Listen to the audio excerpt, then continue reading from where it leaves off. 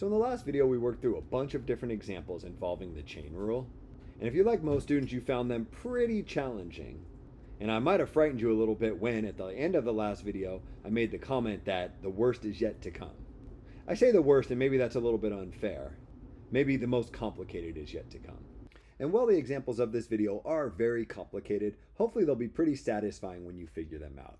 In a lot of people's opinions, what we're doing with these examples is about as hard as anything you'll do in a calculus class. It's a level of complexity that a lot of people will never be able to understand. What I'm trying to say is, if this is sinking in a little bit by the end of this video, you should be really proud of yourself. So without further ado, this first example, we're taking the derivative of e raised up to the x times natural log of x power. It would be awesome if you could view this problem as the derivative of e raised up to some power, e to the stuff if you want. In this case, that stuff is x times the natural log of x, but we're not too concerned with what the stuff is for our first step. We have a composition of two functions. The outer function is e to the x. The inner function is x times the natural log of x. We're going to use the chain rule. Our first step in using the chain rule is take the derivative of the outer function. The derivative of e to the x is just e to the x.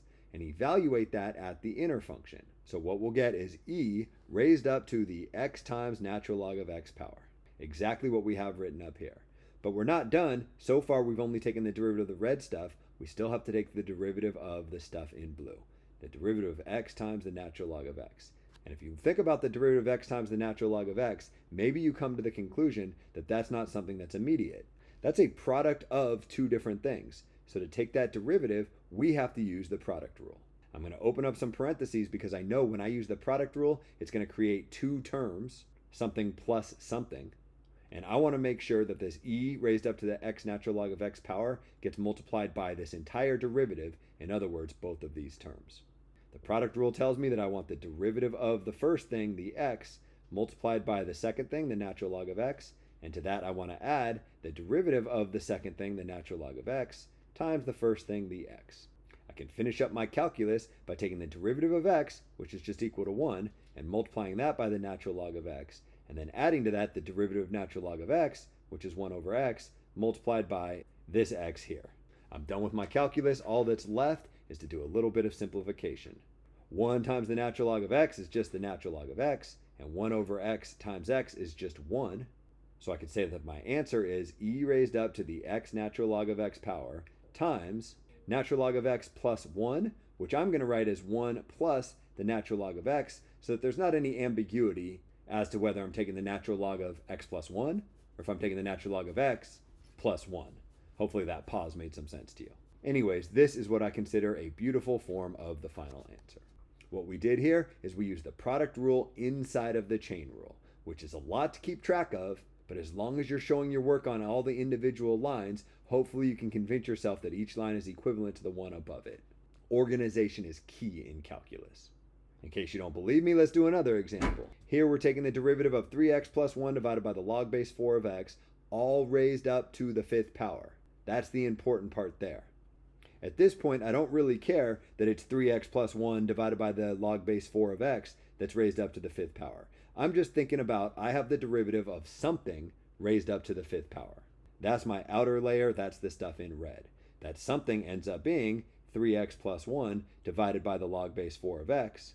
But I'm not taking that blue derivative just yet. Taking the derivative of the red stuff using the power rule, I bring the 5 down in front, my new exponent becomes a 4, and I leave all the stuff inside the parentheses completely alone.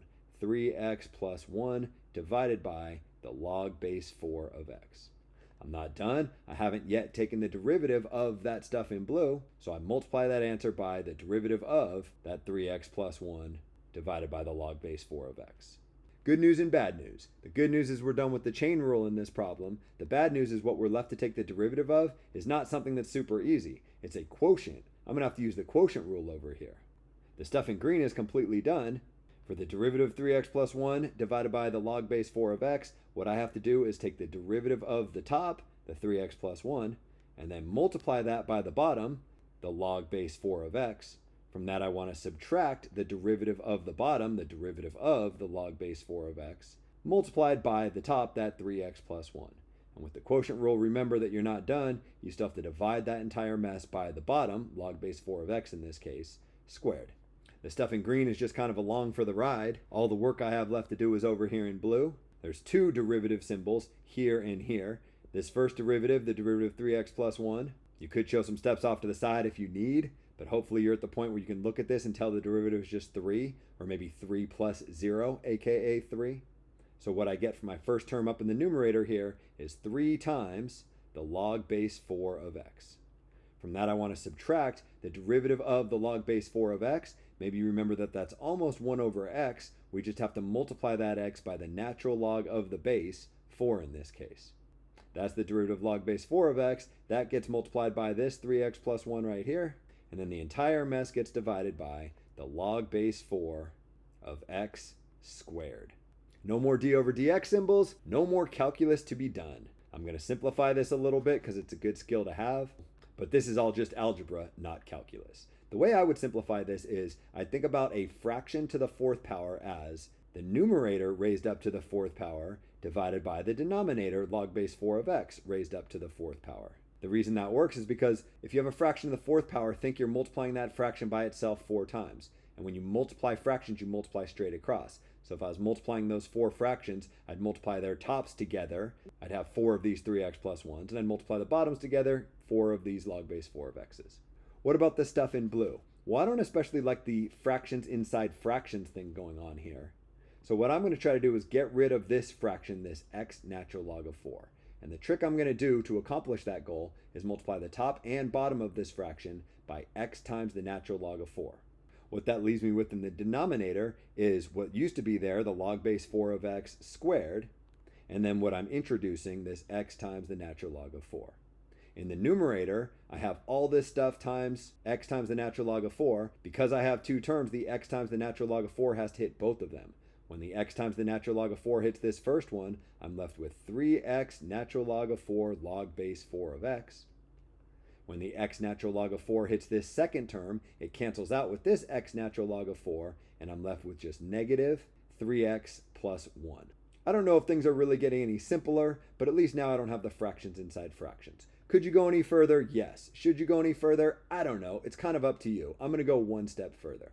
There's no reason to leave my answer as a fraction times a fraction. Might as well multiply these things together. When I multiply them together, what I'm left with up top is 3x plus 1 to the 4th power times all this mess. 3x natural log of 4 times the log base 4 of x minus 3x plus 1, which if I take the negative and distribute it through to get rid of the parentheses, leaves me with minus 3x minus 1. Down in the denominator, I got the log base 4 of x to the 4th power times the log base 4 of x to the 2nd power. So I have the log base 4 of x raised up to the 6th power times this x natural log of 4. I don't know how much prettier what we have in green is than what we had in blue way up above. All these lines are equivalent. This is what I would call my final answer. I'll leave the simplification up to your discretion. Two more problems I want to do in this video. Part C here. This problem is a lot. If I told you what we're going to end up doing in this problem, it would probably overwhelm you. But the good news is with calculus, you don't kind of have to see the whole picture at the start. You kind of just take things one step at a time. If you can view this as the derivative of 5 raised up to some power. Admittedly, that power is kind of ugly, but we'll worry about the ugliness of that power later on. My outer function is 5 to the x. My inner function is the natural log of x squared plus 4. What I want to do is take the derivative of the stuff in red first, in kind of the same way that the derivative of e to the x is just e to the x, the derivative of 5 to the x is almost just 5 to the x. It's 5 to the x times the natural log of 5. So taking the derivative of the red stuff kind of leaves me with this outline. I just need my exponent on the 5, the place where the x would have gone. Playing the role of that x is this stuff in blue, the natural log of x squared plus 4. That's already pretty confusing. The bad news is we're not even close to done. We have to multiply that by the derivative of the natural log of x squared plus 4. You might notice that I changed color again. The reason I changed color is we got another chain rule going on here. Don't get overwhelmed by the entire process. You could think about a new problem as starting right now. The only d over dx symbol that we currently have is right here. If we can take the derivative of the natural log of x squared plus 4, we're done with the problem. To take the derivative of the natural log of x squared plus 4, we have to recognize that we have a composition of two functions. The outer layer is the natural log of all this stuff. The inner layer is the x squared plus 4. So all this stuff without a d over dx is just along for the ride. I take the derivative of the stuff in blue. The derivative of natural log of x is 1 over x. Therefore, the derivative of the natural log of x squared plus 4 is 1 divided by, leave that x squared plus 4 completely alone, and then multiply by the derivative of that x squared plus 4. If we could take the derivative of this x squared plus 4, we'd be done, and fortunately, we can do exactly that. The derivative of x squared plus 4 is a sum. To take the derivative of a sum, you just take the sum of the derivatives. The derivative of x squared is 2x. The derivative of 4, since it's a constant, is just 0, so I get 2x plus 0, aka 2x. What we just did is an example of the chain rule inside of the chain rule, and that's pretty complicated. Fortunately, we're done with all the calculus, so this could be our final answer. In this specific instance, there's not a whole lot of simplification that you can do. I mean, you could write all of this stuff up on the top of the fraction, I guess, if you wanted. I don't know that that's worth another line. I might just call this good and move on to the next example. The next and final example for this video asks us to take the derivative of x to the 4th times the natural log of 3x cubed minus 2x squared plus 1. What you want to see when you see this problem is you're being asked to take the derivative of a product. One of the two things in that product ends up being really complicated. It's going to end up involving the chain rule, but don't worry about that. The first thing you want to see is a product. X to the 4th times the natural log of 3x cubed minus 2x squared plus 1. Because you see a product, you use the product rule.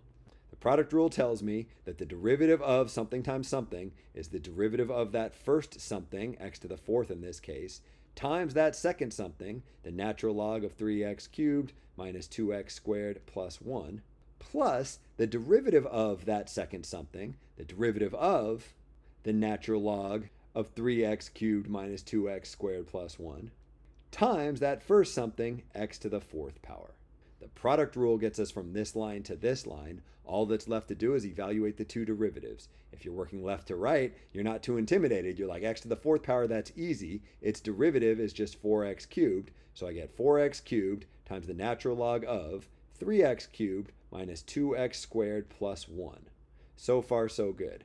Then you get to this second term, and maybe you get a little bit intimidated, because what we have to do here is take the derivative of a composition of two functions.